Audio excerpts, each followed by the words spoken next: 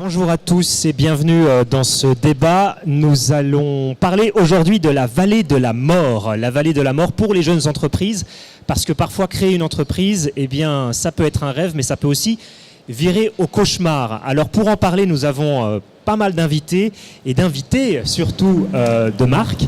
Ce que je vous propose pour démarrer, c'est qu'on fasse un petit tour de présentation et la question, elle est très simple. Pour vous, c'est quoi la vallée de la mort pour une jeune entreprise? Qu'est-ce que ça signifie? Avec votre expérience et votre regard. Et on va essayer de faire ça assez rapidement. Premier petit tour de table. On y va. Qui veut se lancer? Bonjour. Alors j'ai eu le plaisir de travailler avec les PFL Innovation Park de façon assez proche et de voir à peu près 1000 projets. Et souvent, ce qu'on constate, en tout cas en Suisse, des sociétés qui ont réussi à faire une première validation marché, des premiers clients et ensuite qui restent coincés dans un chiffre d'affaires entre 1 et 2 millions et qui n'arrivent pas à passer cette phase de montée en puissance qu'on peut voir dans d'autres pays. Effectivement, c'est 15 ans d'expérience dans le monde entrepreneurial. C'est ce moment où on a besoin de beaucoup d'argent pour passer à une phase industrielle et on n'a pas encore la confiance des industriels. Et ça, c'est difficile. Bonjour, Sylvie Léger de Genilem. Donc Genilem, on accompagne des jeunes startups pendant 3 ans. Donc cette phase de vallée de la mort que nous, on appelle la traversée du désert. C'est un petit peu moins violent que la traversée de la mort. La mort, on n'en sort pas, le désert, on en sort. Bonjour, Nicolas Favre, Helvetica Capital. On est un fonds d'investissement, on investit des fonds qui proviennent du Crédit Suisse, environ 130 millions. Donc la vallée de la mort, c'est exactement le target d'entreprise qu'on vise, des investissements entre 2 et 5 millions. Moi j'ai une vision peut-être un peu différente de ce qu'on lit dans les journaux. J'ai l'impression qu'on n'a pas assez de bonnes entreprises, raison pour laquelle on a plutôt des difficultés à financer des bonnes entreprises. Marie-Pierre Vidonne, Scientific Visual, pour moi c'est le déficit de fonds propres, c'est le moment où on voudrait continuer à se développer et puis il y a l'argent qui manque. Bonjour, moi c'est Giulia Bottarini, Fintoprintesa. Pour moi c'est vraiment le moment où il faut tout optimiser, vraiment y croire et jamais laisser tomber les choses. Très bien, merci pour ce petit tour de présentation. Je vous propose qu'on commence tout de suite avec le démarrage, qui peut être l'idée. L'idée, et puis l'idée, parfois ça suffit, parfois ça suffit pas. Nadine, vous m'en parliez au téléphone et vous me disiez, oui, mais moi j'en ai vu plein des idées, et parfois ça me fait un peu peur de voir les idées qui arrivent jusqu'à mon bureau. Parlez-nous de ça. Alors évidemment, j'ai un mode de coaching qui est un peu particulier parce que systématiquement, moi, je ne crois pas au projet qu'on me présente. Je suis systématiquement contre et à eux de me prouver que j'ai tort. Et systématiquement, je leur demande de voir quel est le client. Toute personne qui vient me dire « moi j'ai envie de faire ça », je leur dis « oui, et tes clients, qu'est-ce qu'ils en pensent ?» Et si le client n'est pas là, parce que pour moi, on ne peut pas exister si on n'a pas de client. Se faire plaisir, être égotique dans son développement, ça ne marche pas. Donc il y a des projets qui ne méritent pas d'avancer parce qu'il n'y a pas de client et que c'est que l'ego du créateur. Quelqu'un veut rebondir là-dessus, la question de l'ego du créateur, de l'idée. Sylvie, ça vous inspire? Alors, effectivement, on reçoit beaucoup de dossiers. Chez Genilem, on reçoit pas loin de 400 dossiers par an et on en prend 12. Et ces 12, ils passent devant un comité de sélection de projets. C'est une vingtaine de personnes qui sont tous actifs dans le monde de l'économie, dans le monde de l'entrepreneuriat. Donc les dossiers sont épluchés, mais vraiment épluchés de A à Z. Tous fournissent bien sûr des business plans et il faut quand même qu'il y ait un vrai intérêt, qu'on ait l'impression qu'il y a de la création d'emplois qui se fait. Je veux dire, on prend des dossiers où on est sûr que cette traversée, ils vont trouver des oasis au milieu. Sinon, on ne les prend pas. Et puis parfois, il y a la technologie, mais il n'y a pas forcément l'idée de business. Julia, vous m'en parliez juste avant. Est-ce que vous pouvez nous expliquer votre démarche? Elle a été un peu différente de la démarche traditionnelle, habituelle de la création d'entreprise. Tout à fait. Maintenant, moi, je travaille pour Fintoprint. Maintenant, je travaille pour Fintoprintesa et on va dire qu'on a une histoire un peu particulière parce qu'à la place d'avoir une idée, un marché et de développer une technologie, on arrive vraiment un peu de l'autre côté. Dans le sens qu'on est né d'un projet de recherche européen au terme duquel on a développé l'entreprise. Donc on avait la technologie, une plateforme technologique qui permettait d'être appliquée à différents domaines. Donc le challenge, ça a été vraiment d'essayer de tout se focaliser quel marché attaquer en premier et où aller chercher les clients.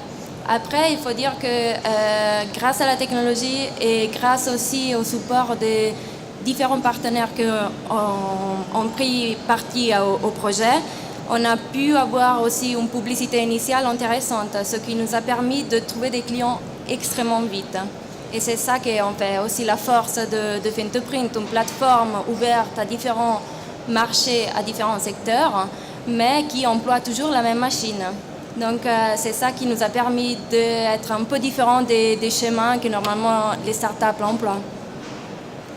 Marie-Pierre, vous pouvez aussi peut-être partager votre expérience du début, du démarrage. Donc la démarche est un peu différente. Là, la société a été créée, c'est une start-up de l'EPFL, donc suite à des travaux de recherche de l'EPFL. Donc c'était la suite donnée à une thèse. Et après, il y a eu pas mal de soutien, notamment de la CTI, et des démarchages de clients qui ont fait que la société s'est développée. Les structures qui sont mises en place par les hautes écoles, c'est suffisant, c'est important. Quel rôle ça peut jouer ? Ça aide, c'est sûr. Ça peut déjà aider dans les locaux, dans tout ce qu'on peut avoir accès au démarrage. Le réseautage aussi. C'est vrai que des fois, travailler avec les universités qui permettent aussi d'avoir accès des fois à des centres de recherche au début pour faire des tests, etc., ça peut vraiment aider au début. Mais peut-être pour revenir sur le dirigeant Lego et l'écosystème, on a quand même un gros changement de l'écosystème depuis 10 ans. Il y a 10 ans, vous pouviez en effet venir avec une idée, un business plan et faire financer ça. Depuis, tout l'écosystème a été éduqué, les investisseurs aussi. Et comme le disait Nadine, il y a vraiment le besoin d'apporter une preuve de traction du marché. Et donc, je crois aussi les hautes écoles, différentes institutions insistent vraiment sur cet aspect-là auprès des entrepreneurs. Ce n'est pas suffisant d'avoir une idée. Aujourd'hui, il faut démontrer qu'il y a un besoin du marché et c'est surtout sur cet élément qu'on va insister. Comment on fait ? Concrètement, vous avez des dizaines d'étudiants ou de jeunes entrepreneurs qui viennent vous voir avec des idées qui ont l'air plus ou moins bonnes, avec plus ou moins d'enthousiasme. Comment vous faites le tri ? Je vous l'ai dit, je leur dis non. Et ils doivent revenir en deuxième semaine. Donc effectivement, aujourd'hui, dans le cours d'entrepreneuriat, j'ai à peu près 65 élèves qui viennent. À l'atelier d'entrepreneuriat, on a à peu près aussi une centaine de personnes qui viennent. Mais l'idée, ça ne me sert à rien. Je leur demande de venir, de me prouver 50 clients ont répondu positivement à leurs requêtes. On utilise les outils de la Value Proposition et du Business Model Canva qui ont été inventés à l'Université de Lausanne. Donc ils ont des outils et chaque semaine, ils doivent revenir avec les exercices reliés à ça. Et s'ils ne veulent pas le faire, ils ne seront pas accompagnés. Et ils reviennent avec des gens, « Ah, mais j'aurais pas cru. Ah, mais c'est la première fois que je sors. Mais je ne veux pas montrer mon projet. On va me le voler, etc. » Et ça, c'est pas possible, quoi. Donc il faut de la niaque ? Il faut de la niaque. Ça vous parle, ça, quand on vous dit il faut de la niaque, il faut être prêt à se prendre des portes qui se claquent ? Oui, tout à fait. Et puis je pense que les outils donnés par Nadine sont vraiment très très bien, quoi. Justement, quelles sont en français, les peines des clients. Et une fois qu'on a compris ça, c'est aussi plus facile d'aller les démarcher. Hein. Je suis d'accord parce qu'avant de travailler pour Fintoprint, j'ai travaillé pour l'Agence de l'innovation du canton Tessin et justement, on se trouvait dans la même situation de donner cette information aux entrepreneurs qui venaient. Il faut aller chercher le client, il faut avoir un feedback, il faut vraiment être sûr qu'il y a de l'intérêt pour ce que vous faites. Donc, je suis d'accord. Avoir des clients, Nicolas Fèvre, est-ce que vous faites aussi attention à ça ? J'imagine que vous êtes très sélectif sur les projets que vous soutenez. Là encore, quels sont les outils pour avoir le flair, pour sentir le bon projet, celui qui peut marcher ? On passe notre journée à dire non. Également, on a environ entre 5 et 15 demandes de financement par semaine. Pour vous donner un ordre d'idée, depuis 8 ans que le SVC a été lancé, ça représente environ 3500 demandes de financement. Et on a réalisé 45 investissements, donc on parle de 1%. On en a peut-être fait beaucoup plus au début aussi, la première année, où on a fait beaucoup d'investissements qui n'ont pas toujours été justifiés. Et ensuite de quoi, avec le temps, évidemment, on apprend à être encore plus sélectif. Et ce qu'on voit aujourd'hui, alors je crois que je peux remercier, parce que moi je suis plus en aval par rapport à ce qui est fait au-dessus. Moi je ne vais pas dans les universités discuter des business plans. On nous amène déjà, il y a déjà un produit qui est sur le marché, le prototype il est là. On est en train de parler de scaler, d'internationaliser, de pénétrer un nouveau segment. Et ce qu'on voit aujourd'hui beaucoup, si j'essaie de réfléchir à ce que je voyais il y a 5 ans en arrière encore, on voit aujourd'hui des CEO qui sont well-rounded, comme on dit en anglais, où ils sont capables de parler, évidemment, c'est pas juste des techniciens, mais c'est des gens qui comprennent le marketing, qui comprennent aussi les ressources humaines, qui sont capables de parler légal, de shareholder agreements, de toutes ces spécificités, parce qu'ils sont déjà passés par plusieurs tours de financement. Et moi, j'ai souvent, en tout cas, tendance à viser et avoir une affinité plus avec ces généralistes-là. Qui sont pas justes. On en voit tellement de ces scientifiques. Je suis pas scientifique moi-même, mais au final, d'avoir le meilleur produit, c'est pas souvent ce qu'il faut. Il faut savoir le vendre. Sylvie ? De notre côté, on voit les choses un peu différemment. C'est-à-dire qu'il y a deux choses. Il y a le projet en lui-même et il y a le porteur de projet. Et on essaye d'analyser les deux choses différemment. C'est-à-dire qu'on peut avoir un très très bon projet, mais on se rend compte que la personne qui nous amène ce projet n'est pas du tout qualifiée pour aller jusqu'au bout. Et dans ces cas-là, on lui conseille même de s'entourer, d'aller trouver quelqu'un d'autre, d'aller trouver un marketeur, d'aller trouver un bon commercial, parce qu'on sait que la personne ne le fera pas. Et dans l'autre sens, de temps en temps, on voit des jeunes arriver, on sait que c'est des entrepreneurs dans l'âme, mais ils n'ont pas trouvé la bonne formule, ils n'ont pas trouvé. Et dans les deux cas, ça ne marche pas forcément, ça va peut-être... Il faut vraiment séparer les deux choses. Et c'est là où on intervient, où on peut les aider, trouver les bonnes personnes. Après, il y a tout le problème du financement, bien sûr. Alors avant de repartir sur la question du financement, restons sur cette question de la personnalité, la personne qui porte le projet. Quelqu'un veut réagir par rapport à ça ? Quelles sont les qualités que vous recherchez chez quelqu'un qui crée une entreprise ? La vision, la première chose, et ensuite l'empathie. C'est en même temps, on dit qu'il faut être humble et intelligent. C'est-à-dire qu'il faut être humble pour écouter ce que va dire le client et d'offrir ce que le client veut. Si le client il veut un truc rond et que nous on veut lui faire un truc carré, il va quand même falloir le faire rond. Donc cette humilité et cette résilience, ces deux qualités que moi j'identifie dans les porteurs de projets et je les fais passer pendant la période de coaching. Ils ont une grosse expérience à faire. Virginie ? Oui, en tant qu'administratrice, évidemment, la personnalité des porteurs de projets est clé. Ce qu'on voit aussi de plus en plus, c'est des projets avec des cofondateurs. On n'a plus un seul fondateur, donc d'où l'importance. Donc, ce qu'on va vérifier beaucoup, c'est l'alignement sur leurs ambitions, leurs envies. Je m'explique, on est tout enthousiaste au début autour d'un projet et peut-être un des cofondateurs veut créer une entreprise pour la mener sur le long terme, mais un des autres va vouloir faire un exit. Et comme aujourd'hui les médias vendent beaucoup le monde de l'investissement, on peut déjà très tôt identifier des potentiels désalignements et en tout cas les adresser. Et je rejoins Nadine sur l'aspect important de la capacité d'écoute à se remettre en question. Pour moi, qui travaille aussi souvent dans des situations de turnaround, de restructuration, le plus grand tueur de projet, c'est l'ego. Alors maintenant, on a pas mal traité... Oui. Moi, je voudrais rajouter, effectivement, il faut la vision, l'empathie, mais il y a aussi la passion. Parce qu'il faut rester passionné. Nous, l'entreprise a été créée en 2010. En 2018, on est toujours aussi passionné par ce qu'on fait et on rencontre toujours aussi des clients qui sont passionnés par ce qu'on leur offre. C'est quelque chose aussi qui me paraît important. Alors, il y a la personnalité et puis il y a l'idée. Il y a le business plan et à un moment, il faut quand même rentabiliser ce modèle d'affaires. C'est un moment délicat, difficile. Comment ça se passe concrètement ? Et j'imagine que c'est par étapes, on ne trouve pas tout de suite, on tâtonne un petit peu. Est-ce que vous pouvez nous expliquer ça ? La plupart des projets qui viennent, ils ont déjà une base de financement. On va dire que c'est leur fonds propres, les économies, la famille, ils viennent généralement avec de l'argent. La grosse erreur après, c'est de se dire on est déjà arrivé, on a tout, alors on les envoie voir leur marché, voir leurs clients, et là je rejoins tout le monde, le client et ce que les gens ont besoin, identifier les besoins, c'est important. Mais il faut savoir aussi budgétiser les choses de façon très claire, et puis savoir juste économiser un peu parce que tous les entrepreneurs la passent, cette période, cette vallée, ce désert. Et c'est là où il faut être vigilant, pas mettre tous les œufs dans le même panier, être capable d'aller chercher du financement, faire aussi des campagnes de crowdfunding s'il y a besoin, mais tout en restant sur une ligne alignée par rapport à son projet de base et à son business plan. Alors moi, j'utilise des outils. Donc, une fois qu'ils ont travaillé sur leurs clients, sur leurs produits, il va falloir travailler sur la désirabilité. Dire où est-ce qu'on va vendre notre produit, sur quel canal de distribution, lequel est profitable, lequel ne l'est pas. Comment on va faire l'acquisition, comment on va faire la rétention. Et c'est une fois que cette désirabilité elle a été testée, on va passer à sa faisabilité.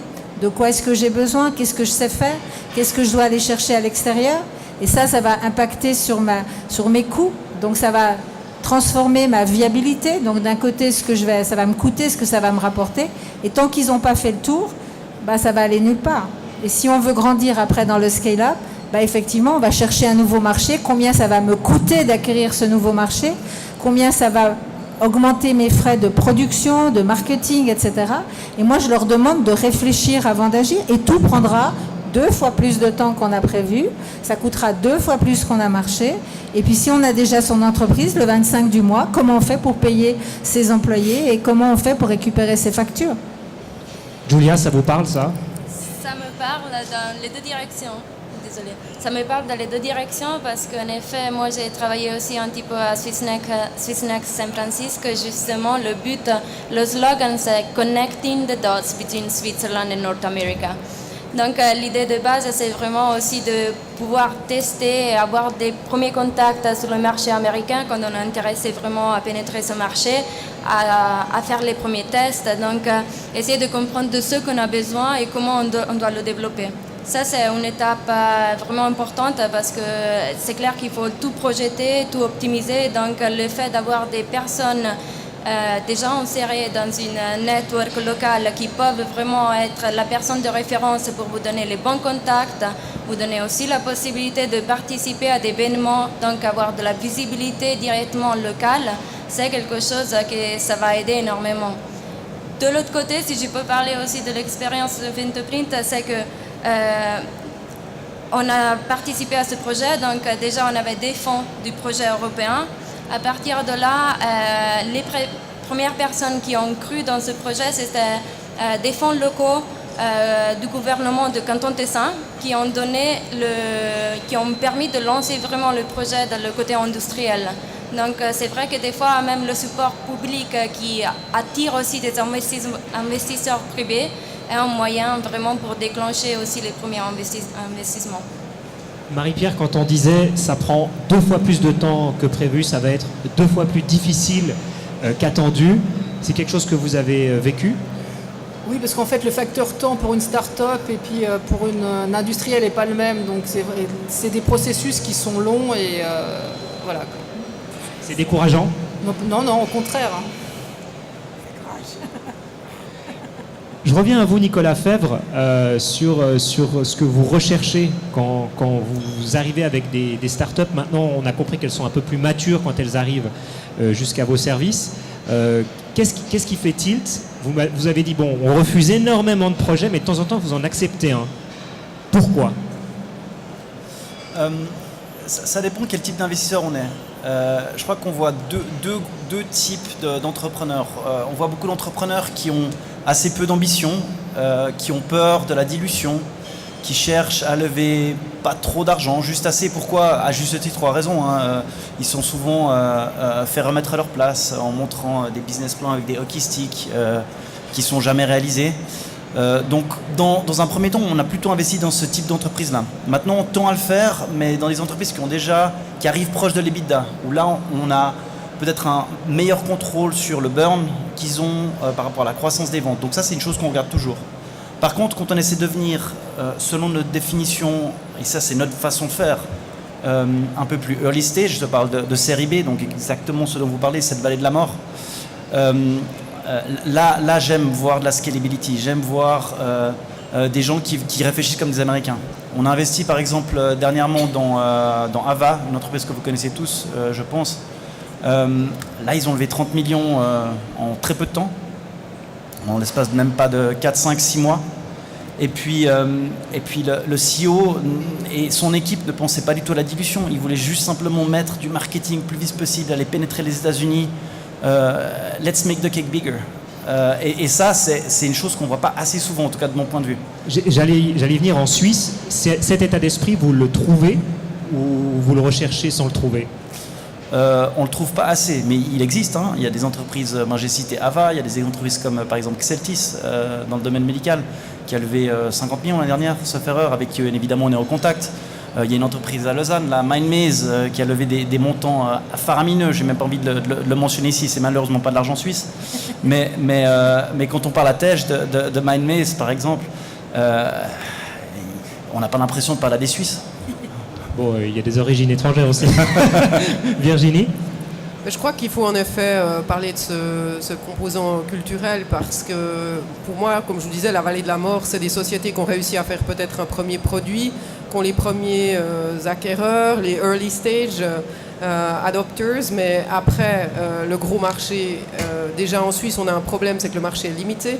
On n'a pas toujours la capacité à sortir de ce marché et il n'y a pas forcément justement cette culture commerciale. Nous, on parle beaucoup de scale-up maintenant et cette problématique d'arriver à monter en puissance avec non plus une culture technique, d'avoir démontré un produit, mais une culture complètement commerciale. Et c'est pas très suisse. Monter en puissance, le mot est lâché. On a énormément de start-up en Suisse, mais la difficulté, c'est que ça devienne des entreprises qui marchent au niveau global. Qu'est-ce qu'il faut pour que ça marche, pour que ça décolle un peu plus et que ça ne reste pas une start-up rattachée à l'EPFL qui reste au PSE pendant 15 ans et puis qui meurt parce que tout à coup, les entrepreneurs ont juste envie de passer à autre chose et avoir un salaire? Une vision. Je crois qu'il existe deux catégories de start-up. Il y a les startups qui peuvent avoir un développement organique, c'est-à-dire qu'ils peuvent travailler avec leurs propres résultats de leur vente, leur marché. Et puis, même s'ils n'ont pas des grosses ambitions d'aller à l'international, en tout cas développer un marché local qui peut être tout à fait rentable et puis générer une centaine d'emplois en 10 ans. Après, on a effectivement les startups qui lèvent, comme MindMaze, qui lèvent 30 millions. Et ça, c'est deux catégories complètement différentes. On a le medtech, les biotech qui sont dans une catégorie différente et les autres. Et je crois qu'ils n'ont pas les mêmes besoins à la base et qu'il faut analyser ça de façon différente. Et c'est vrai que nous, on ne va pas chez les investisseurs, chez Genilem en tout cas, tout de suite au départ, parce qu'on a beaucoup de sociétés qui peuvent avoir un développement organique. Et c'est là où on intervient pour les aider, pour aller chercher leur marché. Mais peut-être pour répondre à votre question, investissement ou pas investissement, c'est une question d'accepter de changer.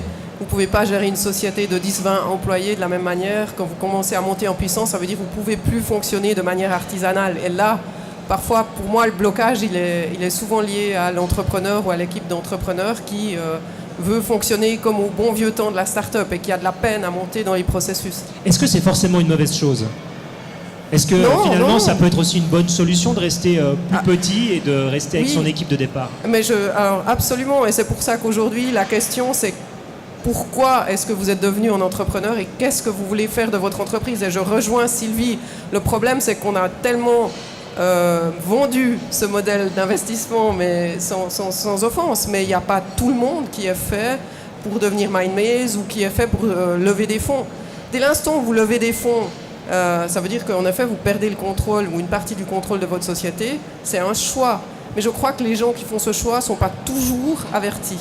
Ils ne comprennent pas très très bien les attentes aussi de l'investisseur qui, lui, s'il investit, c'est qu'il veut un rendement financier, il veut une sortie à un moment donné. Et ça, ce n'est pas toujours très clair. On parle des beaux côtés, mais aussi il y a des conséquences. Et c'est normal, je comprends. Évidemment, l'investisseur, il a ses attentes. Et ses attentes, entrepreneur versus investisseur, elles auraient besoin souvent d'être un petit peu plus regardées en profondeur. Nadine, vous vouliez réagir? Oui, j'avais envie d'intervenir un petit peu en parallèle avec mes deux camarades, parce qu'effectivement, j'ai aussi été business angel, donc j'ai aussi une entreprise dans laquelle on cherche à lever des fonds. Mais il faut savoir si on veut être... Aujourd'hui, en Suisse, on parle des startups et on parle des PME. Les PME, c'est 97% de notre patrimoine. Et ces entreprises-là aussi, elles cherchent des fonds. L'entreprise que je suis en train de cofonder, on est une PME. On n'est pas une start-up. Ce qu'on invente, ce n'est pas disruptif. C'est un modèle de stockage des biodéchets. On ne va pas révolutionner le monde. Et l'argent qu'on cherche, on dit, ouais, mais ça ne va pas révolutionner le monde. Oui, mais ça va changer déjà beaucoup de choses pour beaucoup de gens. Donc, il y a la start-up sur laquelle, effectivement, on se focalise sur les grandes sorties. Mais là où il manque de l'argent aussi, c'est pour les PME. C'est celles dont on a besoin ici et aujourd'hui. Et en même temps, avec le petit clin d'œil sur, oui, les entreprises, c'est pas le monde suisse. C'est vrai que beaucoup des start-upers ici, en Suisse romande, ne sont pas nés ici. J'ai envie d'entendre les entrepreneuses là-dessus, sur cette question de l'attachement au bébé, l'attachement à l'entreprise, la nécessité peut-être d'avoir un esprit plus à l'américaine pour trouver des investisseurs, ou au contraire cette envie justement de rester attaché à son entreprise et de porter son projet jusqu'au bout. Comment vous positionnez par rapport à ça? Mais d'un côté, je pense que des fois, pour avancer, il faut faire des concessions. Donc ça, c'est un point de départ à bien garder dans la tête. On ne peut pas tout avoir au même moment. Donc des fois, si on veut avancer, il faut être prêt même à donner quelque part. De l'autre côté, à côté de ces changements qu'on a parlé maintenant, il faut avoir aussi un changement de mentalité au niveau du CEO. Parce que c'est vrai qu'il doit apprendre à déléguer, changer son rôle à l'intérieur de l'entreprise s'il veut avoir de l'avance à ce niveau-là. Donc il faut choisir un bon team duquel on a confiance et assumer des rôles qui sont différents au niveau des étapes de la croissance d'une entreprise, je crois. Je suis assez d'accord avec Julia, et nous de notre côté on a réussi 3 tours de table, des années différentes, en 2013, 2015 et puis maintenant en 2018. Donc voilà, sans ces tours de table, c'est compliqué de se développer en tout cas. Et ça a été dur de convaincre pendant les tours de table? Quand le produit est bon, non, mais c'est toujours dur. Mais vous, si on vous disait par exemple, écoutez, vous êtes bien gentil, vous avez un joli projet, mais on va devoir changer complètement le leadership de l'entreprise, etc. Vous l'entendriez comment? C'est une bonne question. Faut poser la question au porteur de projet. Voilà. J'ai un exemple à donner à ce sujet. On a une des entreprises qu'on a accompagnées qui, au bout de 4 ans, a 120 emplois plein temps, qui marche très bien, mais qui a fait appel effectivement à des investisseurs. Maintenant, il y a début de l'année, elle est revenue vers nous en disant moi, je ne suis plus du tout en phase de la direction que prend l'entreprise. Je ne veux pas partir sur l'international maintenant, c'est beaucoup trop tôt. La personne qui a investi veut le faire. Donc elle en est au stade d'aller voir les banques maintenant pour racheter ses propres parts, pour pouvoir gérer son entreprise comme elle a envie de le gérer, comme elle avait décidé de le faire à la base. Et c'est une entreprise qui marche. En 4 ans, 120 emplois, ça tourne feu de Dieu. Nicolas Fèvre, vous prenez un petit taquet là, il y a une vision un peu financière de l'entreprise, et puis il peut y avoir des réactions d'entrepreneurs qui ne sont pas tout à fait d'accord avec ce qu'on essaye de leur imposer. Comment vous gérez ça? Vous devez l'entendre assez régulièrement, hein, et comment vous gérez ça? Très facilement. On rêve d'investir dans des PME qui génèrent de l'EBITDA, qui ont de la croissance. Volontiers, votre entreprise, je veux bien en parler. Et pour ça, on a un autre véhicule d'investissement qui est composé, on a un gros montant à disposition, on a 17 familles d'entrepreneurs, et puis je crois que ça répond directement à la question que vous avez, où quand on va voir ces entreprises, et ces entreprises elles sont là, elles exposent aujourd'hui, où typiquement on parle d'entrepreneurs. Donc Nicolas c'est le financier évidemment, mais derrière lui il y a du capital entrepreneurial, il y a des familles industrielles, c'est de l'argent suisse, ça parle aux gens. Et ce type d'entreprise on les cherche absolument, avec notre autre véhicule d'investissement, Helvetia Capital. Par contre, pour en revenir aux startups, alors là, on a décidé de louer une partie des bientôt 200 millions qui sont amenés par le Crédit Suisse dans la startup. Et là, c'est un choix qu'on a fait délibérément et récemment de n'investir que dans des high-flying cases. Donc, ça dépend du type d'investisseur que vous avez, ça dépend de ce qu'ils recherchent. Mais c'est grâce aux PME qu'en tout cas, nous, on fait nos rendements sur les belles boîtes qui présentent ici. Bon, la question un peu bateau, mais elle reste quand même toujours pertinente parce qu'en plus, il y a toujours de nouvelles structures qui se créent. Est-ce qu'il y a suffisamment de capitaux pour ces entreprises en Suisse? Et s'il y a suffisamment de capitaux, est-ce qu'ils sont bien utilisés ou est-ce qu'ils sont mal utilisés? Nadine, j'aimerais bien vous entendre là-dessus. Alors là, je vais faire le ni oui ni non, quoi. Quand on cherche du bon argent avec une bonne entreprise, on en trouvera toujours. il est bien évident qu'une des raisons pour laquelle j'ai créé l'accélérateur à l'Université de Lausanne, qui était le complément de ce qu'on faisait à l'EPFL, c'était parce que je trouvais que c'était dommage que les startups qu'on avait accompagnées partaient à l'étranger pour le financement. Et moi, j'avais envie de faire du local. J'avais envie que mes impôts fassent quelque chose en Suisse, local. Mais en même temps, quand il n'y a pas, je préfère qu'une entreprise grandisse à l'étranger qu'elle meure. Maintenant, du capital en Suisse, sur le retour sur investissement, je pense que c'est difficile pour les investisseurs de l'avoir. Le marché n'est pas là. Donc c'est vrai qu'il manque de l'argent moyen pour les entreprises. Il y a beaucoup d'argent pour les licornes dont on parle. Elles vont, je veux dire, MindMaze, il peut encore faire 2 tours de financement sans problème. Maintenant, la petite start-up qui vient d'inventer quelque chose de disruptif, mais que personne ne sait à quoi ça va servir, il ne va pas en trouver. Et puis la PME qui a besoin d'acheter une nouvelle machine pour faire quelque chose, elle ne va pas le trouver non plus. Donc l'argent, il est indirect, il est parfois mal réparti. On parle de start-up, de PME. Est-ce que le buzz qu'il y a, et les médias y participent aussi, le buzz qu'il y a autour des start-up finit par cacher toutes ces PME qu'on voit ici qui sont extrêmement innovantes?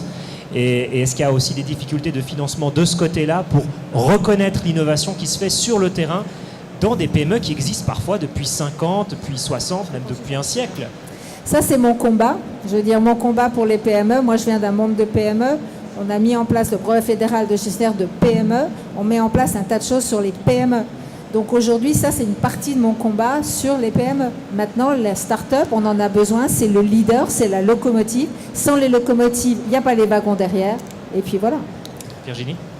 Écoutez, moi, ça fait 10 ans que, même plus, je crois que je fréquente le monde des startups qui a évidemment aujourd'hui bénéficie d'un buzz incroyable. Moi, je pense qu'on n'a jamais vu autant d'argent autour des startups. Je pense que, sincèrement, c'est beaucoup plus facile de lever des fonds qu'auparavant, évidemment, avec une traction du marché. Par contre, ce que je vois, parce que j'ai des clients qui sont dans ce cas-là, là où ça se complique, c'est quand vous vous trouvez dans la tranche entre 2 millions et 10 millions de chiffre d'affaires. Avant, vous avez une attractivité parce que vous vendez le futur, le rêve. Après, vous êtes important, intéressant. Entre deux, alors je ne sais pas, Nicolas, si tu réponds à ce besoin, mais c'est vrai qu'il y a un trou. Et pour être aussi administratrice en France, je vois que ce trou existe beaucoup moins en France. En Suisse, on a vraiment un trou entre 2 et 10 millions. Pourquoi? Qu'est-ce qu'ils ont en France qu'on n'aurait pas ici? Alors en France, on voit aujourd'hui, j'ai accompagné un LBO, des banques qui jouent vraiment encore le rôle de partenaire financier. Je vois sincèrement une différence. Des banques qui souvent ont une partie de bras armés de capital risque et qui vraiment accompagnent dans l'histoire la société et à ses différents niveaux. En Suisse, on est soit trop grand, soit trop petit. Cette espèce de trou entre 2 et 10... alors peut-être parce que certains se sont brûlés les ailes, parce que des investisseurs ont fait du early stage, puis ils ont dit « Oulala, moi je touche plus, ça n'a pas été rentable, je passe à 10 millions directement ». Donc, mais peut-être Nicolas a des réponses. Je concours à ce que vous dites. Il faut séparer dans quelle phase on investit. En Suisse, je crois qu'on a la chance d'avoir vraiment, vous l'avez déjà dit, ce réseau de Business Angel, toute la CTI, Venture Kick, etc. Il y a des montants astronomiques qui sont investis. On a maintenant des crowd platforms, des Brain to Venture, des Investir, et ils sont sur toutes les transactions. Il y a trop? Alors, bonne question. Est-ce qu'il y a trop? Je discute avec d'autres VC de la place, ils me disent, en Suisse, dans le domaine du medtech par exemple, les boîtes sont trop chères. Early stage, en série A. On ne regarde même plus la Suisse parce qu'elles sont trop chères. Pourquoi?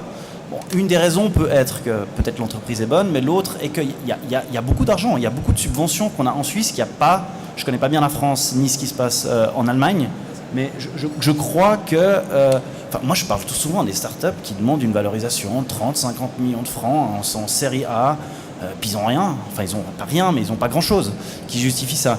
Après, il y a une belle PME qui est là, de l'autre côté, qui fait 4-5 millions d'EBITDA et qui demande la même valorisation. Donc qu'est-ce que font les entrepreneurs, les investisseurs? Ils vont là, il y a moins de risques. Donc ça, c'est le premier point. Ensuite, par rapport à la vallée de la mort, je crois que c'est le thème d'aujourd'hui.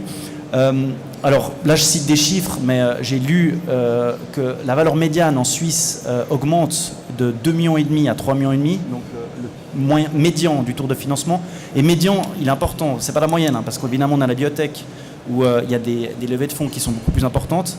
mais le montant médian augmente. Donc ça, c'est une chose.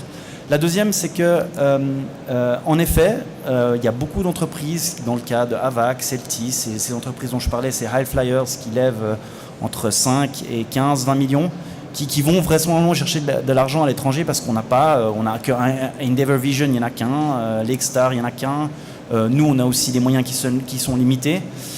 Et là, il y a quelque chose de nouveau qui arrive sur le marché. Je pense que tout le monde en a parlé. C'est le Swiss Entrepreneur Foundation, donc l'initiative du Bundesrat Schneider-Ammann, qui arrive et qui va viser exactement ça. Donc on a 500 millions de francs suisses qui vont être... je parle en connaissance de cause. On a les deux grandes banques qui sont derrière.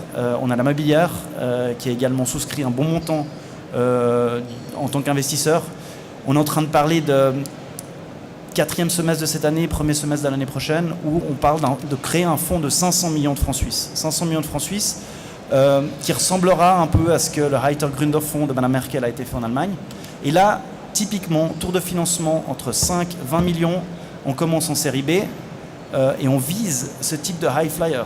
Donc ça arrive, c'est là. Donc je crois que la presse a fait son travail, vous avez fait votre travail, ça vient.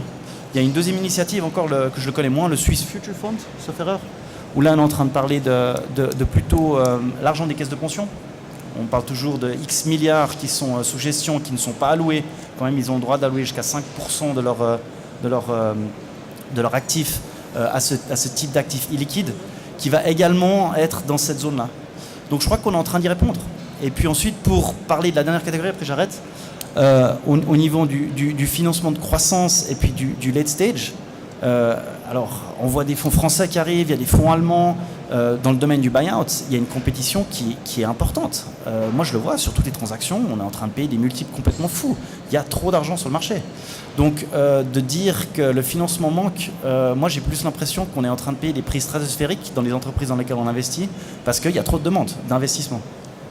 Quelqu'un veut réagir sur cette question de trop d'argent, pas assez d'argent, et puis quand même ce petit distinguo entre start-up, PME, parce qu'ici, il y a quand même beaucoup de PME aujourd'hui, et qui ont parfois l'impression de crier dans le désert et d'avoir du mal à trouver des financements des banques et d'avoir des venture capitalistes qui se détournent d'eux pour aller plutôt vers des startups.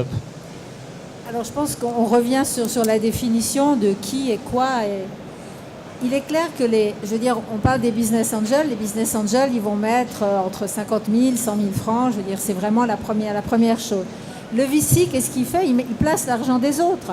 Il doit avoir un retour sur investissement. Donc derrière, il a ses clients, c'est 5 ans, tu fais. Ensuite, on a, évidemment, les médias ont quelque chose à voir parce qu'on va parler de ceux qui nous font le milliard, etc. Donc on regarde que ça. Mais ceux qui traînent derrière dans la PME, qui ne peut pas acheter son outil de production, alors là, l'argent, il est là. Et les banques... Et ça, c'est un petit peu, je reviens un peu sur ce que Virginie a dit, il faut faire attention. Les banques, leur rôle, c'est pas d'être un prêt, je veux dire, c'est pas de risquer l'argent. Leur rôle, en Suisse, il n'est pas là. Donc de dire, quand je vois les startups ou les jeunes entrepreneurs, mais la banque, elle va me prêter. Je dis non, la banque, elle te prêtera quand tu auras 3 ans de résultats positifs et elle va te payer sur 50% de ce que tu as chez eux.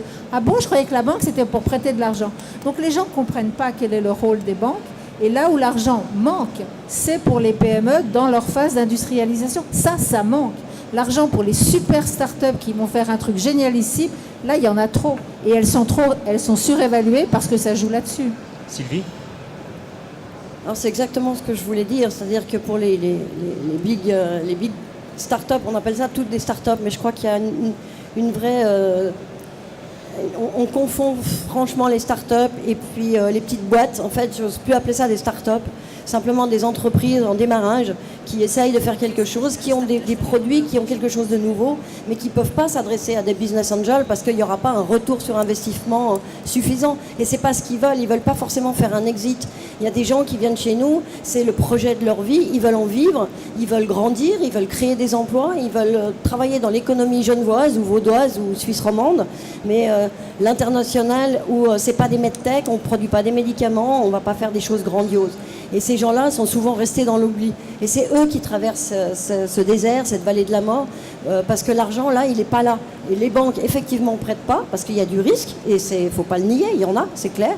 Et puis après, les business angels, ils ne vont pas parce qu'il n'y aura pas de retour sur investissement non plus. Donc c'est ces gens-là qu'il faut soutenir. Et maintenant, il y a, je dirais, peut-être une ouverture qui se fait et qui est de plus en plus utilisée, c'est le crowdfunding. Et nous, on a pas mal de sociétés qui travaillent avec des plateformes de crowdfunding et qui finalement s'en sont sorties parce que c'est pas des montants énormes. J'ai une boîte là qui voulait mettre en route une nouvelle ligne de production et il lui fallait 30 000 francs qu'elle ne pouvait pas dégager de son propre retour. Elle l'a eu largement parce que le produit est bon et en crowdfunding, eh ben, il y a pas mal de gens qui ont participé et ça marche. Voilà, merci.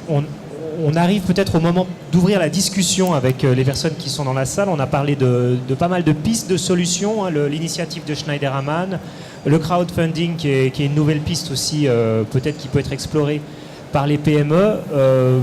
Je vous laisse poser toutes les questions que vous voulez à nos panélistes talentueuses et talentueux. Bonjour, Vincenzo Pallotta, je m'occupe de start-up à l'HGVD.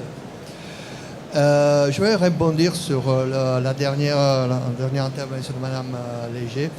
En fait, quand vous dites qu'il y a des PME qui s'adressent aux banques avec un projet qui a beaucoup de risques et très peu de retour sur l'investissement, ces projets, il ne faut pas les financer. Je veux dire, il faut faire aussi un tri parce que, je veux dire, si on veut faire une petite crêperie du coin dans un endroit où il n'y a personne qui achète, qui mange les crêpes, il ne faut pas la faire. Donc il faut aussi apprendre que démarrer un business et recevoir de l'argent juste parce qu'on crée un business, c'est pas normal. Il faut évaluer le risque. S'il y a beaucoup de risques, il faut y avoir beaucoup de retour sur l'investissement. S'il y a petit risque, on peut se permettre d'avoir des choses qui n'ont pas un gros retour sur l'investissement. Mais ça, les entrepreneurs aujourd'hui ne le comprennent pas. Et ça, c'est pour ça que c'est le rôle des éducateurs comme nous, de la formation, d'apprendre les futurs entrepreneurs à évaluer, estimer pour de vrai, avec la validation, le risque de leur projet et le potentiel de leur projet. Après, avec ces deux éléments, il peut décider s'ils sont des PME, s'ils sont des startups ou autre chose, ou rien du tout. Voilà. Et donc la question La question, c'est qu'est-ce qu'on peut faire pour sensibiliser les futurs entrepreneurs à comprendre le risque et les retours sur l'investissement de leur projet. Ça, c'est pour les profs, oui. Moi, j'aimerais bien faire un distinguo peut-être parce que c'est pas forcément évident. Quand tu parlais tout à l'heure de la banque, une banque en général, en tout cas en Suisse, elle va prêter de l'argent. Donc après, c'est la capacité d'endettement d'une société. Il est clair qu'une start-up n'aura pas cette capacité que peut avoir une PME. Ensuite, l'entrée dans le capital, donc le private equity, c'est quelque chose de différent. Et souvent, on a vraiment les gens confondent les deux éléments. Donc c'est clair que le retour sur investissement, il est certain que si on met du capital, on attend un certain multiple. Si on met un prêt, il faut déjà que la société ait la capacité de s'endetter et ensuite que ce prêt soit remboursé. Donc ce n'est pas le même modèle. Donc juste pour revenir sur votre question, pourquoi en France c'est différent, la plupart des banques que j'ai rencontrées ont un bras qui va faire du prêt et un bras qui va faire de l'equity. Et ça, c'est une grosse différence. Nicolas, sur la prise de risque, vous prenez des risques finalement quotidiennement dans vos investissements. Comment est-ce que vous jaugez cette prise de risque? Jusqu'où est-ce que vous êtes prêt à aller? Et est-ce que vous perdez beaucoup d'argent en prenant des risques et parfois en faisant les mauvais choix? On finance malheureusement, ou on obtient des bons retours sur investissement sur le buy-out, sur du late stage. Sur les entreprises, on multiplie notre mise par 2-3. Et c'est ce qui a dit tout à l'heure. Il y a beaucoup d'investisseurs early stage qui se sont brûlés les doigts et qui sont allés là-dedans. Donc clairement, sur le early stage qu'on catégorise comme tel, oui, on perd de l'argent. On finance avec du late stage le early stage. C'est un fait, peut-être qu'on n'est pas bon dans le early stage, c'est possible. Maintenant, je connais très peu de VC qui sont successful. On a par exemple Venture Incubator qui sont un evergreen en Suisse. Ils ont mis 8-9 ans à arriver au-delà de leur watermark, comme on appelle. Maintenant, ils y sont parce qu'ils ont eu quelques jolies sorties dans le biotech. Mais c'est pas facile. Mais Nicolas, est-ce que de façon générale au niveau international, est-ce que les rendements sur le VC et le private equity ne sont pas en train de descendre? Bien sûr. Bien sûr. Et puis alors, je crois que c'est que le début. C'est que le début parce que est-ce qu'il y a trop d'argent ou pas sur le marché? De nouveau, je parle de ce dont je connais le mieux, donc le buy-out. Aujourd'hui, acheter une belle boîte comme celles qui sont à côté, certaines, avant on payait 5-6 fois dans l'industrie machine-outil. Aujourd'hui, les boîtes elles partent 8-9 fois l'EBITDA. Et puis c'est comme ça. Donc dans quelques années, admettons que le cycle ne tienne plus, il va falloir les vendre, ces boîtes. Et il y a évidemment mieux vaut vendre aujourd'hui qu'acheter. Nadine? En tout cas dans ce... En s'écoutant, on est effectivement sur... c'est la fameuse phrase « on ne prête qu'aux riches ».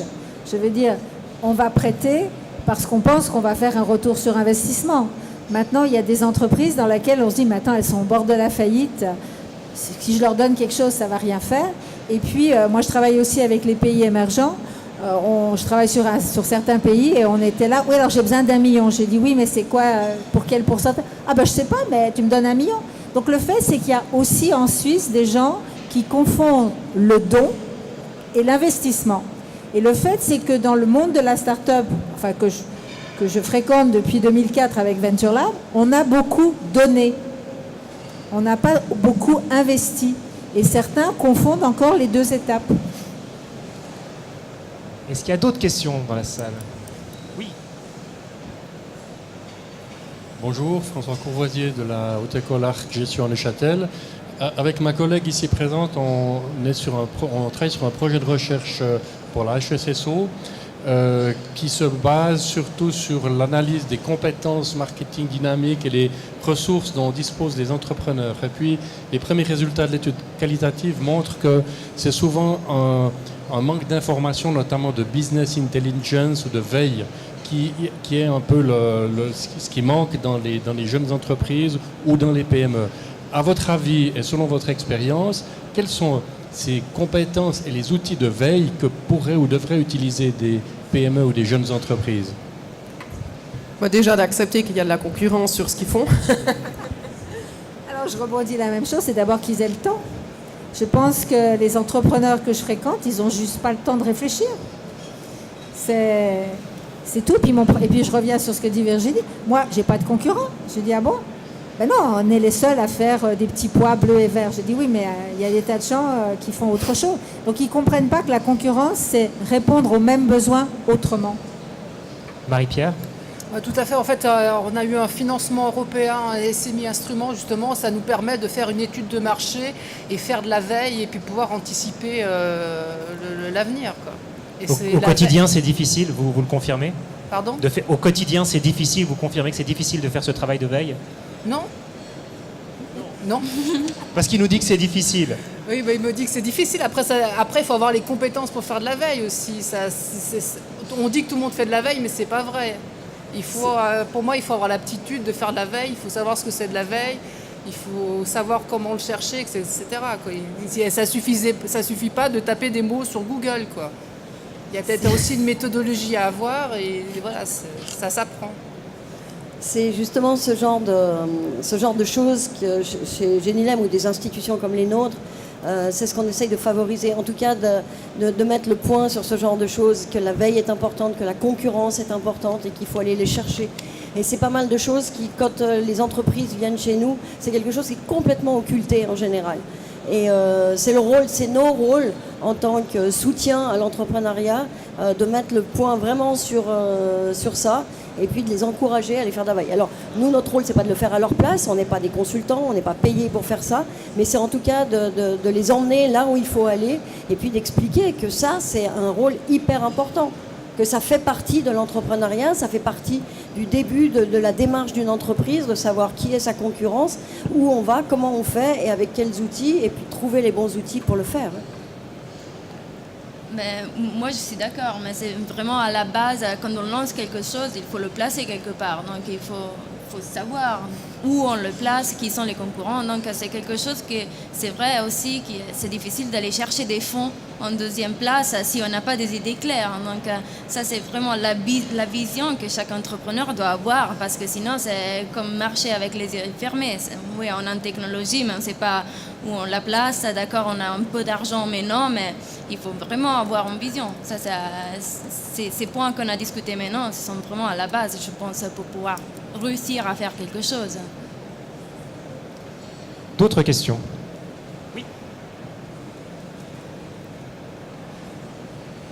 Bonjour, sur les critères qui sont assez difficiles à évaluer, je trouve, et j'aimerais bien avoir votre avis, c'est celui du temps de marché.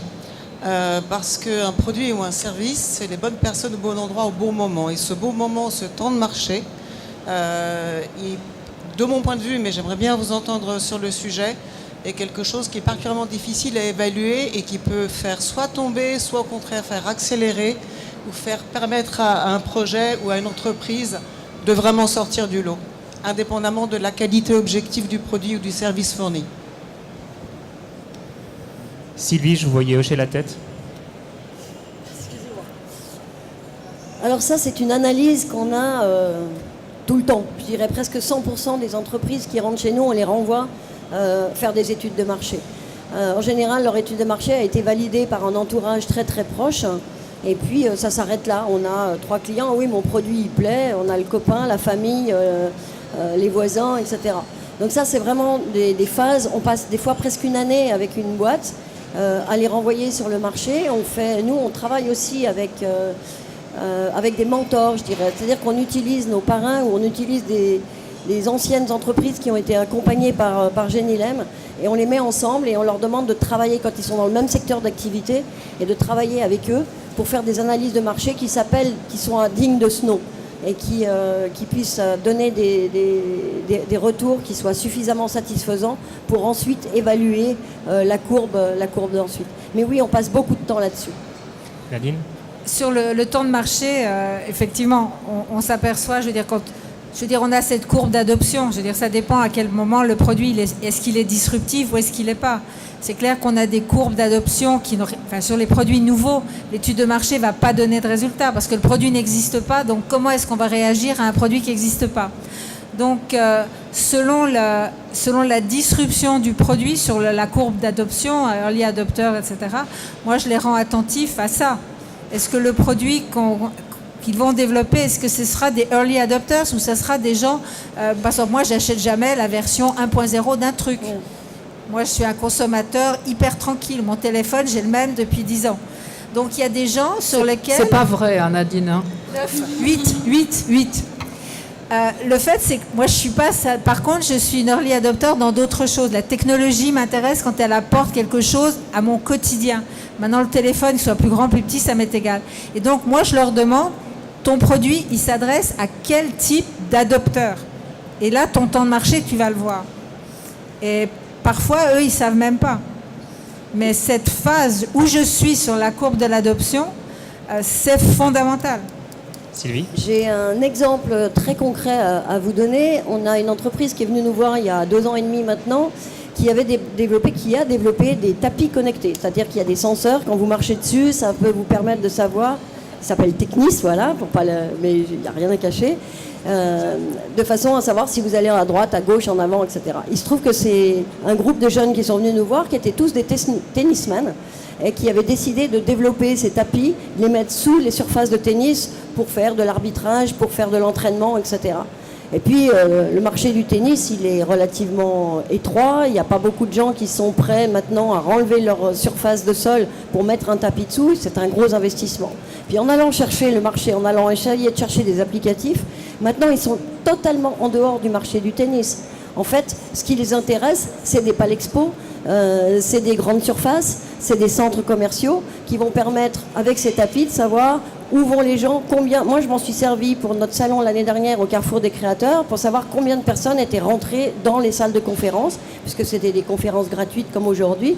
Mais c'était intéressant pour moi, vu que j'avais 25 conférences toute la journée, savoir qui rentrait, qui sortait, combien il y en avait, etc. Et au départ, ils sont venus avec un marché qui était complètement différent.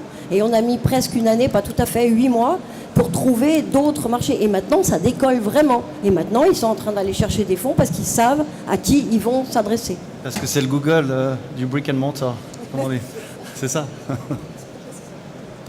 Nicolas, vous vouliez réagir sur la manière d'être versatile et de complètement changer de marché? Ça, c'est toujours une question qu'on pose. C'est plutôt des changements de business model. On voit souvent des entreprises qui commencent à faire du B2C, par exemple. Évidemment, on va pas le toucher. ils font leurs premières erreurs et puis ils se réorientent rapidement à faire du B2B ou du B2B2C. Donc évidemment, les cycles de vie sont complètement différents. Là, on parle moins de cette courbe en question, ou même des entreprises qui, dans l'ICT par exemple, qui vont faire d'abord développer une technologie sur une chip, et puis gentiment, au bout d'un certain temps, ils vont se rendre compte que faire une chip, il n'y a pas possible de faire de la marge dessus, donc ils font du software. Ils font la même chose sur du software. Donc il faut essayer d'arriver dans la phase dans laquelle ils se sont déjà trouvés, où ils ont déjà changer leur business model. Des fois, ils le voient juste depuis le début, mais ce qui se passe, c'est que le marché change, donc ils sont obligés de s'adapter.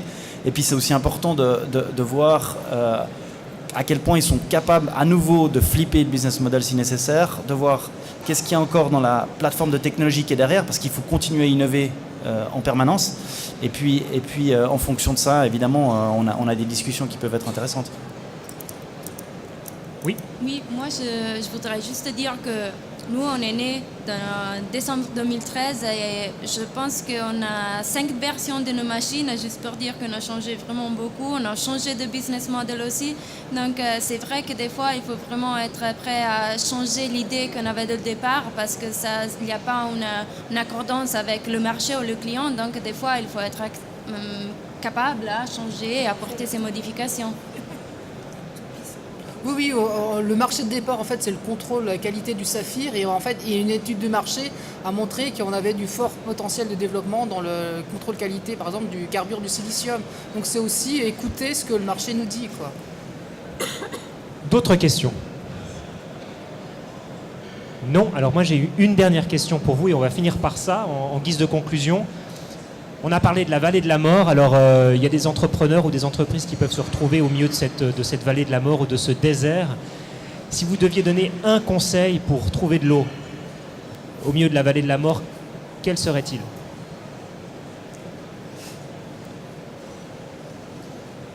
Moi, je voudrais avoir plus d'ambition. Je crois que vous l'avez compris. Alors moi, j'en aurais deux. On en aurait deux. C'est vraiment, avec les fonds de départ, savoir économiser et maximiser les budgets. Et puis le deuxième, c'est vraiment la recherche de marché. C'est vraiment, dans ce temps-là, savoir vraiment à qui on s'adresse et pourquoi on le fait. Moi, j'en aurais un, chercher ce qu'on appelle en anglais les low-hanging fruits, c'est-à-dire se concentrer sur ce qui va rapporter de l'argent rapidement et ensuite développer la société dans une seconde phase. J'aurais bien piqué celui-là aussi. Je pense qu'il faut vraiment se concentrer sur ce que le client va acheter tout de suite, quitte à pas faire exactement ce qu'on voulait.